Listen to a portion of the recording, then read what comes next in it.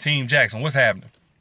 So lately, I've been getting quite a few messages from brothers, and they usually go something like, "Hey, yo, D, I used to be one of those guys that you talked about wasn't no good. You know, all I wanted was sex. I ain't want to commit a relationship, had no intentions for marriage." But real quick, let me clear something up. As a man, you're not right or wrong based on what you want from a relationship or from a woman. You being right or wrong is strictly based on how you go about getting those things and being on those things whenever you're dealing with a woman. Like, if all you wanted was sex, if all you wanted was something physical, something short term, you didn't want any kind of commitment or no monogamous relationship or anything like that, but you let a woman know that out the gate before you get any part of what you want, before you do things to try to get her emotionally wrapped up into you and she's all vulnerable, if you let a woman know that so that she can make the decision whether or not she wants to move forward, then I salute you. You a real one. Now, the kind of dudes I don't respect are the ones that know they don't want a relationship, but they're going after women who do, just so they can get relationship benefits and then bounce. Or the ones who get women emotionally wrapped up into them before they reveal their true intentions and their true situation. Those are the men who are weak or really aren't men at all. Those are the ones who are trash because it's uncalled for, bro. Like, you don't have to play with her. You don't have to play with her heart. If you don't want her heart, if you know you're not ready to take care of her heart, then stop going after women who are looking for somebody to give their heart to. If all you want is sex, then go after a woman who wants sex. They are out here, bro. Like, it's uncalled for. It's not only morally wrong, but it's also not smart. Because if you were smart, you would see the correlation between dogging women out, leading them on, treating them wrong, and the increase in the number of women that we say we don't want and that we complain about.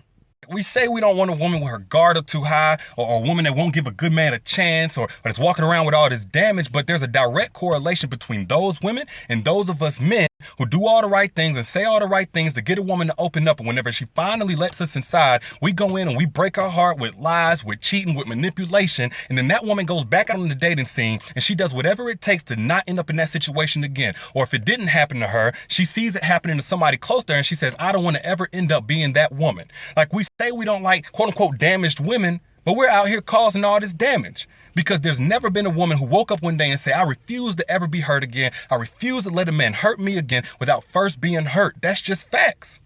Or we'll say something like, these women these days, they don't put out how they used to. They only want you for one thing. These hoes ain't loyal. But there's a direct correlation between all of those women and those of us men who don't give our full selves to a relationship, who cherry pick of women what we want and neglect the rest. Like, for every action, there's a reaction. What do you think is the natural response to dudes playing games? Some women who say, hell, two can play that.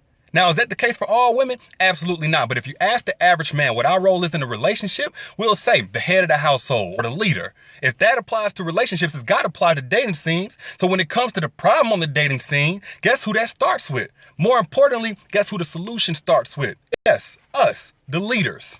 And you can't be a leader 1 second when it comes to getting your respect and the benefits and a woman to follow you, but then defer to everybody else when it comes to finding solutions to problems that we can all acknowledge exist. But regardless of what you think a man's role or a woman's role is in a relationship, as men, we don't have room to look over at women to tell them what they need to do better without first being able to look in the mirror and say what we need to do better to stop this cycle. A cycle that has nothing to do with what we want, but everything to do about how we're going about getting it.